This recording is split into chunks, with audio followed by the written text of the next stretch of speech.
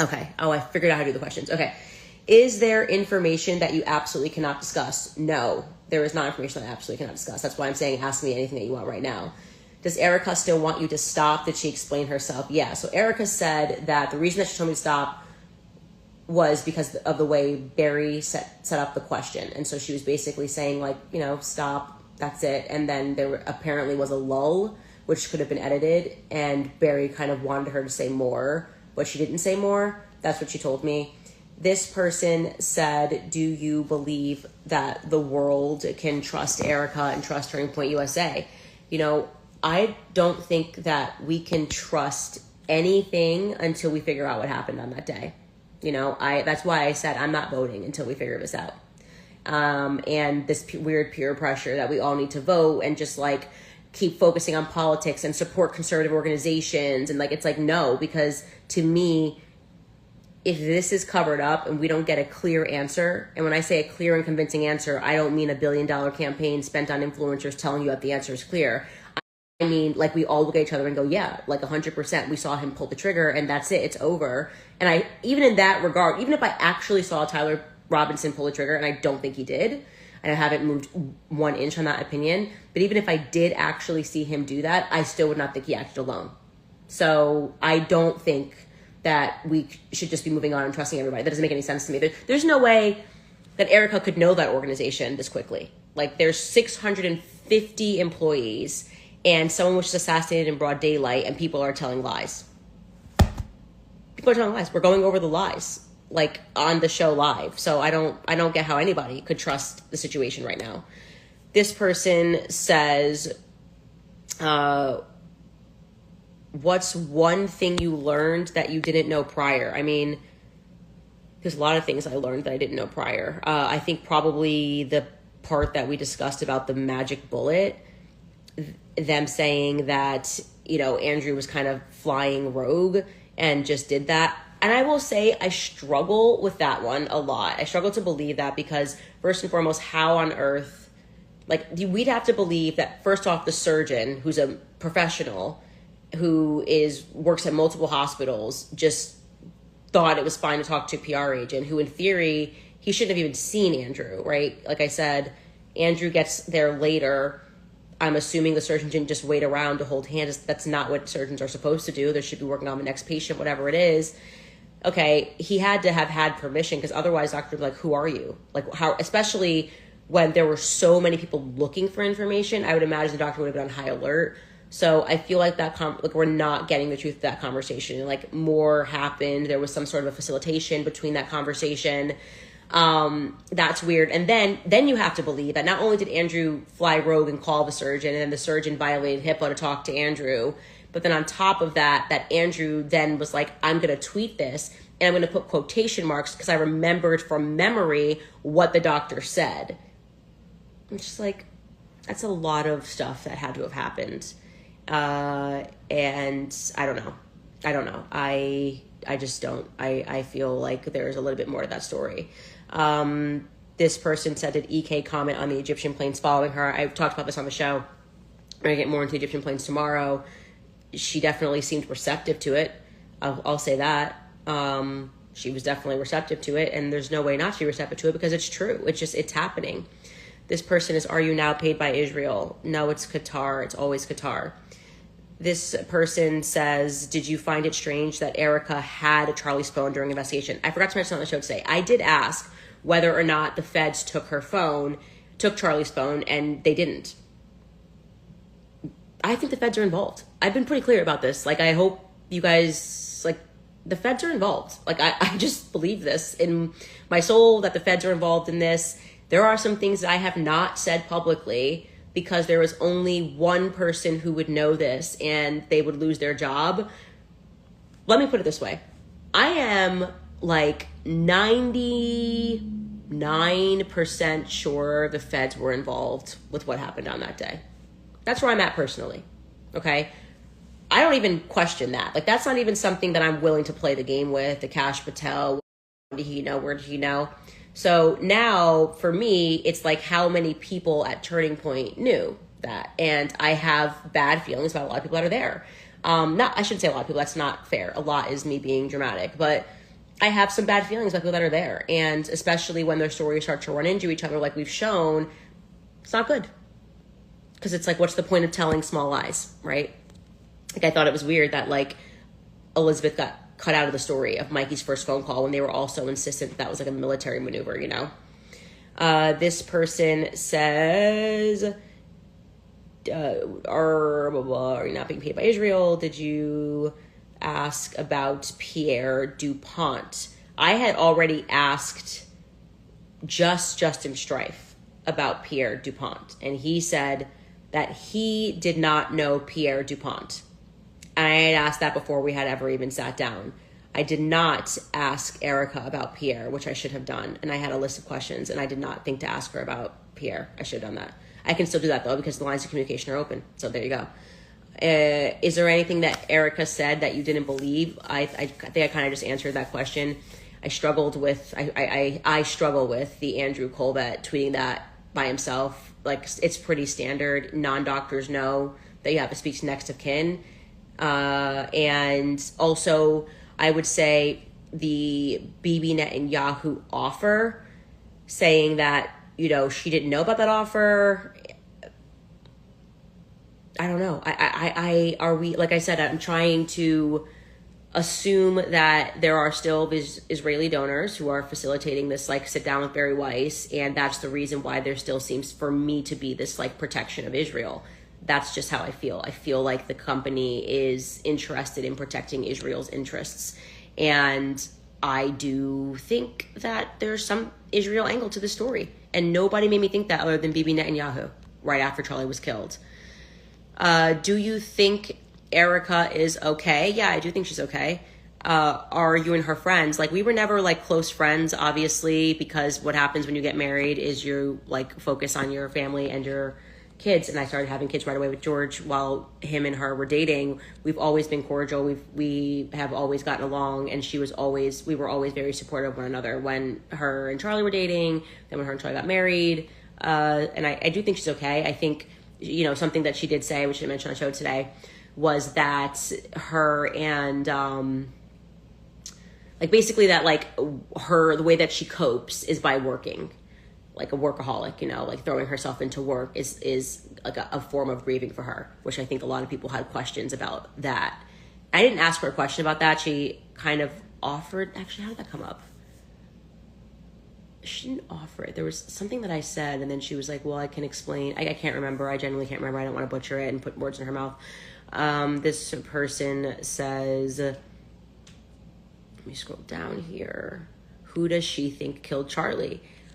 I think she expressed herself, hence the reason why I pointedly asked the question. She expressed, at least what I got from the Glenn Beck interview, was that she believes that it was Tyler Robinson, and I don't see how she gets there. On the basis of the conversation I have with the lawyer, I feel even less compelled that it was Tyler Robinson. I was holding on to, like, the off chance that they had some smoking gun, literally like a smoking gun that we didn't have access to, and we were just like the dumb and ignorant public. That's not true. So I just don't get that. I do not get that at all. Or was I asked to sign an NDA? Clearly not. That's why I'm talking to you guys right now. What about her ties to Romania and the missing kids that she sent to Epstein Island? I never heard about kids being sent to Epstein Island. The entire thing about Romania, I have never even covered on my show. So I was not the person equipped to ask any of those questions. I kept telling you guys, like, I was fully locked in on what happened on September 10th. I obviously saw all the TikToks about her mom, about the CIA thing. Actually, her mother did come up. That was interesting. That is actually a very interesting point. I will tell you right now, the most, like, raw emotion that I have ever seen from Erika was when she was talking about her mom. She could barely get through, because I knew, like, from Charlie when they got together, like, her mom was sick, and, like, because he had sent her overseas, I think it was Iceland or somewhere, actually Austria, to try some treatment. And so I knew that her mother had been sick. When she even started talking about her mom, it was the one time that she broke and looked like she was about to cry, and, like, turned really red, like, you know, like, she was trying to keep it together. And I can tell you, like, that she loves her mom. That I've never seen. Like, I would stand that to the end, that Erika Kirk very much loves her mom, and she's very close with her mother. Most raw emotion I have seen from her, like authentic raw emotion, was when we brought up a topic of her mom, and that was in relation to, I asked her straight up how she knew Tyler Boyer. That's another thing that's just coming to my mind right now because I'm just riffing at you, but you can't remember everything. I mean, guys, it just happened. It was a 4.5 hour meeting. I took notes. You just got to give me time to like process them. That's when her mother came up, and she was like, yeah, she loves her mom. Her mother being sick is something that genuinely impacts her. Why did the conversation have to be private? What do you want me to tell you? That's what I was offered. What do you want me to do? Like, that's what I was offered. I was offered public. I said yes. I was offered private. I said yes. I'm going to take whatever I can get. And I hope that we can then have a conversation in the public, that it can be AMA style and the public can ask all of their questions. I don't, if I was in their position, I would do it. I told them their PR has been a disaster.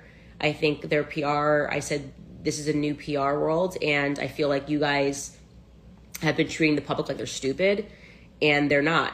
They're not stupid. They have sussed this, they know this entire situation is suspicious, and I feel like you should just be kind of like dealing more honestly with the public. This person says, why hasn't Erika protected you regarding the FBI? Oh, that didn't even come up. Honestly, I didn't even think to ask her about like, oh, could you reach out to the FBI for me? Because that's not how it's supposed to work. I pay taxes. The FBI should answer because I reached out to the FBI. And I think it's obvious. It's because I think they're involved, and I think Kash Patel is petty. And that's the reason why they're doing absolutely nothing about me saying that I have information pertaining to foreigners being on the ground that day. They're just not interested at all. Somebody said, did they threaten you? I was absolutely not threatened. Am I safe? Who knows? I mean, I'm fighting like 6 countries, one of them being the demonic entity that is Israel. Probably not, but it is what it is. This person said, do you think Charlie would still want you to apply pressure? Yeah, I do. I do think Charlie would still want me to apply pressure. And figure out what's happening, and that's why I'm doing it. Did you clarify anything surrounding whether or not an autopsy occurred? I already told you guys for a fact an autopsy did happen, so I didn't have that on my list of questions because I had already confirmed that. Was yesterday your first time speaking with Erika since 9/10? Yes, it was.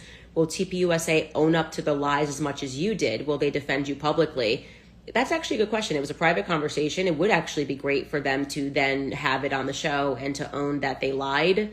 That would be good, to exercise some humility, because I feel like I've been public enemy number 1, and all I ever did was tell everybody the truth from day one. Does Erika think Tyler killed Charlie? Yes, I think she's already said that on multiple interviews.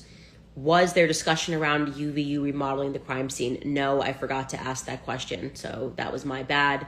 Did they address the issues? Also, because I don't know that I should have thought about that, but I feel like that's more like a Fed question, and I was trying to focus on like Turning Point USA questions.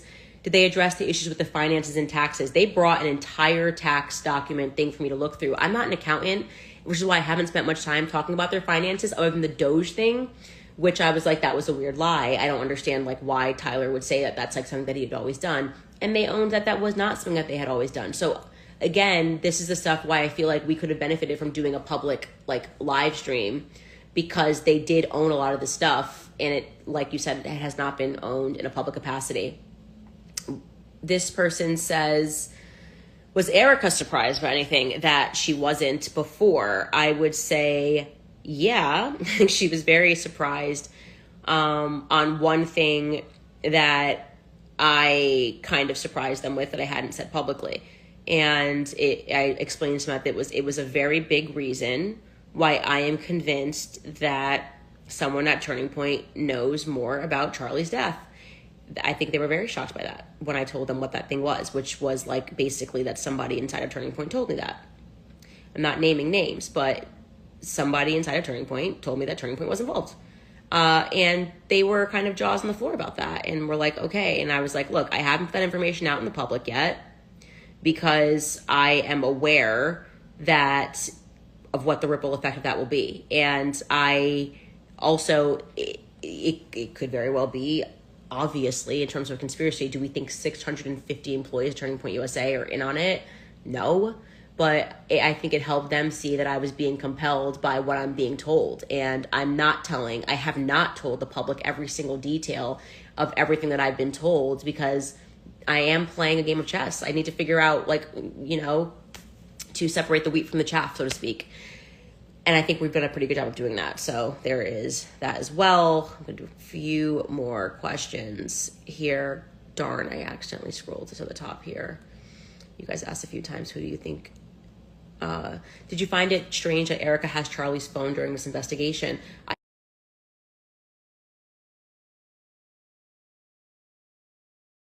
find it strange the FBI didn't take his phone.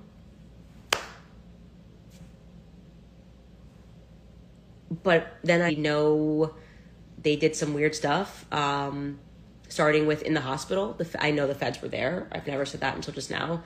The feds were at the hospital way too early, in my opinion, and they did some weird stuff. I don't know what to say other than that, right? I could say more, but I'm just kind of trying to wait and process a few more things. This person says... Okay, sorry, I'm scrolling just because I realized yes, we asked about the Doge audit. I thought I said something about that on the show today. Why do you trust the call logs? They could have been fabricated. You're absolutely right. They could have been fabricated. But if they fabricated them, to whose benefit? It actually made it seem like everybody lied. So, of course, they were, in fact, edited. It wasn't the full call log, uninterrupted, printed from the website, because they wanted to just show me the relevant portions. But that's all we had. I would prefer to sit down with Mikey and for Mikey to show me his call logs in person. I'm open to that. If I ever get an opportunity to go on their show, I would just be like, can you show me the phone so I have the confidence? I can only tell you guys what I was told, This person says... I told you about the Egyptian planes. You'll have so much more on that tomorrow, so I'm going to skip that. Who styles your hair? Mia, who came with me for the vibes, my cousin, A1 since day one. She can't stand me, but she's always with me.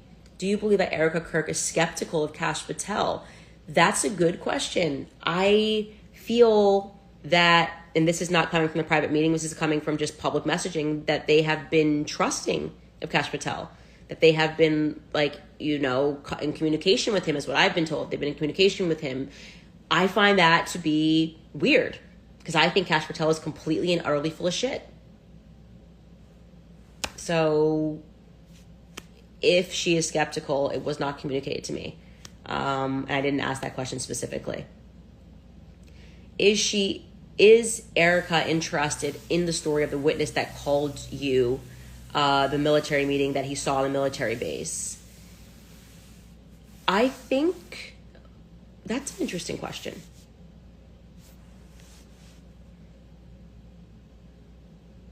I don't feel that I got they were not, I guess what's the word? They're agnostic. There wasn't a oh, whoa, that's really weird. And there wasn't a well, actually, I shouldn't say there wasn't a chance to shut it down. What they did was they brought Brian Harpole's, his travel logs from Tokyo. Because remember, initially when I did the episode, I was like, oh, they couldn't have made it back in time for this meeting. I was actually wrong about that, because I was forgetting how much time you gain back when you fly back from Tokyo. I think we figured out through this series, I'm not the best at time zones. Anyway, so they had his travel stuff. And I have his travel stuff, which is why I said we'll get back into the Camp Huachuca thing later. And by no means is it shut down. This is a very strong lead. And I do sense that there was major panic about this meeting. The attacks leveled up. And that's saying a lot, because they've been attacking me nonstop. So when they gave me Brian Harpole's thing, and I looked at it, I was like, oh, this doesn't debunk anything. He could have definitively made it, because I explained to them that Brian Harpole, that person who is certain that he saw Brian Harpole, he says, and we're going to have him on the show hopefully tomorrow, he says that he saw Brian Harpole, and that was around 7:47 a.m. So he's unaccounted for during those times. What I can tell you is, and I'll show you this tomorrow, Brian Harpole got back from Tokyo into Dallas early in the morning on September 8th. So that's a full day. He could have been at Camp Huachuca on the 8th. But Brian Harpole, by the way, is calling around, like telling people he's going to like sue me or something, which is weird because he hasn't even sent a cease and desist. He's like talking to Tim Pool apparently and saying weird stuff, and got a message out to somebody else and was like trying to seed. Like basically I feel like Brian Harpole is scared of us investigating Huachuca, and so he's intentionally signaling to people in the public that he's going to sue me. And when people as a strategy don't just like hit you up and say, hey, you got something wrong, here's so you can correct it, but then go the route of like legal threats, they have something to hide. It's very simple to just like shut something down with the truth and say, hey, I saw this, you got mixed up. He's trying to like scare me with lawsuits. So I feel like Camp Huachuca is the undoing of everything, okay? Tomorrow's episode is going to be very interesting. And that's all I can say, like, for right now, because we had to put the pieces together and trying to figure out who was there at that meeting. But Baron Coleman's episode really helped build upon the fact that someone very important from DC was at that meeting. And he verified, in case you didn't see it, that this was a high-level meeting. I had people on the base who verified that the windows were blacked out. It was turned into an intelligence operation. Also, that in general, Camp Huachuca is an intelligence base. He stumbled upon this meeting, and it could literally solve the entire Charlie Kirk case. That's why I said I need to focus my energy on that, because I feel like part of this, creating this like war with Erika and people saying this, that, you know, I was beating employees at Daily Wire, and them even releasing like the firing tape. I didn't even discuss this today. The firing tape of Jeremy Boring on stage, firing me and calling me a semi. It feels like they're trying to distract me because it's the last week of the podcast. And I feel like I have to focus on this. Like I feel like we could solve it. So if we get any detail about the Camp Huachuca base. So I don't know. That's where I'm at right now. I won't answer any questions. Like I said, I'm not convinced by anything. So I'm sorry if you are upset that I took the only opportunity that I was given to sit down and try to get answers, and did my best to kind of deliver to like the high level, low level. I do think it's good that we have communication with Turning Point USA. I think that's a good thing, because it allows us to, when we find a lie, to instantly have me message Justin and say, hey, you said this or he said that, what's the deal? Like, otherwise we're just going, okay, we don't know why they lied. So I don't know. I feel like that I did the right thing on that, like trying to like facilitate a conversation, and I am 1000% open to still having that conversation public. Maybe now she feels comfortable to do it publicly because she did it privately, you know. Anyways, I guess that's kind of will end it for today, and I'll obviously see you guys tomorrow when we get back onto Camp Huachuca and what we have discovered about that alleged meeting, all hands on deck meeting that took place the morning before